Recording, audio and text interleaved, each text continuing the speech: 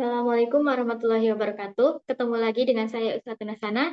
Kali ini di mata kuliah Sistem Pakar.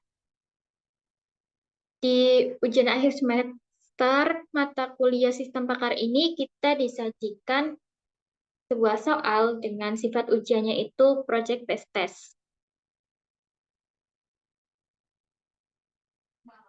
Oke, jadi di sini soalnya adalah studi kasus tentang algoritma Kanner-Snake Board atau KNN. Diberikan data training berupa dua atribut bad and good untuk mengklasifikasikan sebuah data, apakah tergolong bad atau good. Berikut ini adalah contoh datanya. Jadi ada data X dan data Y, kemudian ada kategori. Lalu soalnya yaitu jika diberikan data baru yang akan kita klasifikasikan yaitu X sama dengan 3 dan Y sama dengan 5, jadi termasuk klasifikasi apa data baru ini, bad atau good. Sebelumnya, di materi sistem pakar sesi 14, di sini sudah dijelaskan urutan algoritma Kanner-Snake Board ini. Yang pertama tentukan parameter K, lalu hitung jarak antara data yang akan dievaluasi dengan semua data pelatihan, kemudian urutkan jarak yang terbentuk, urut naik, dan tentukan jarak terdekat sampai urutan ke K.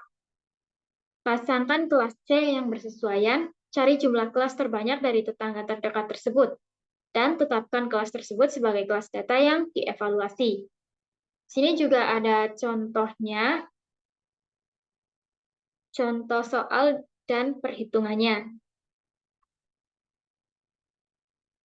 Kemudian kita kembali lagi ke soal.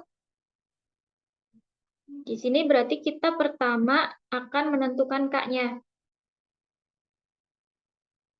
Misal kita tentukan K-nya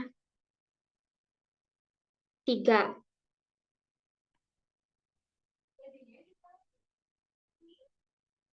Kemudian kita menghitung jarak menggunakan rumus Euclidean distance dengan X2-nya itu 3 dan Y2-nya itu 5.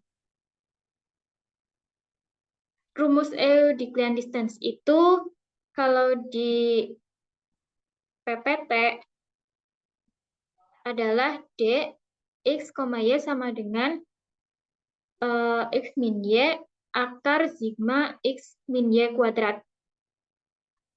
Sigma N dari X min Y kuadrat. Karena rumus Euclidean ini terlalu ribet, jadi saya sederhanakan menjadi D sama dengan akar X kuadrat min X2 kuadrat, X2 min X1 kuadrat, plus Y2 min Y1 kuadrat.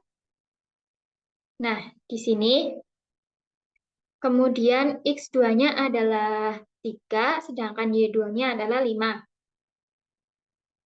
X2 dikurangi X1, X1-nya itu adalah data sampel yang tadi ada di tabel. Kita masukkan ke sini.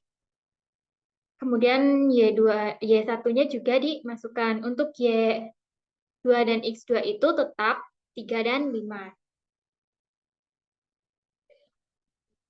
Sini 3 min 7 kuadrat plus 5 min 6 kuadrat itu hasilnya akar 17.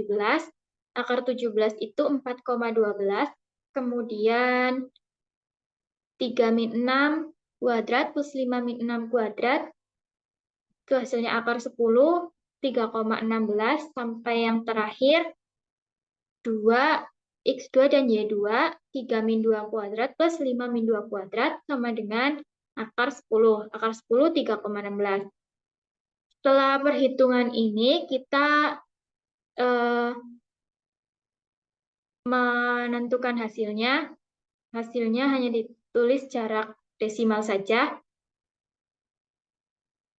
Jadi jika X-nya 7, Y-nya 6, jarak terdekat dengan X atau data baru itu 4,12.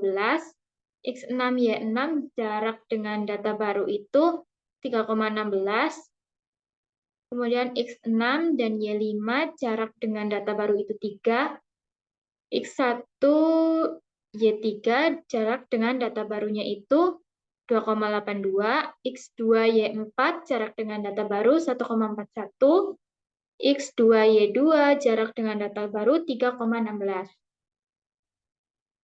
Yang kedua, hasil tersebut kemudian dikategorikan termasuk KNN atau bukan, dan diurutkan jarak yang terdekat atau nilai terkecil sampai terjauh nilai terbesar dengan patokan nilai K kurang dari sama dengan 3. Nah, di sini kenapa K-nya kurang dari sama dengan 3? Jadi kita lihat perhitungannya saja. Ini, jika K-nya itu 4, maka nantinya akan imbang antara bad dan good. Jadinya kita gunakan K-nya itu 3 atau kurang dari sama dengan 3. Di sini ada 3 data yang memiliki nilai jarak kurang dari sama dengan 3, yaitu data X-nya 2, Y-nya 4, dengan jarak 1,41, kemudian X-nya 1, Y-nya 3, dengan jarak 2,82, yang 3, X6, Y5, jaraknya 3. Nah, prediksi kategori data baru dengan mayoritas data dari perhitungan yang didapat. Di sini mayoritasnya itu good, karena ada 2 good dan 1 bad. Kenapa X6, Y5 itu termasuk ke dalam bad? Karena ini walaupun dia sama dengan 3, tapi 3 sudah termasuk bad karena nilainya ngepas ke batas K. Nah, di sini tabel kategorinya sudah ditambahkan.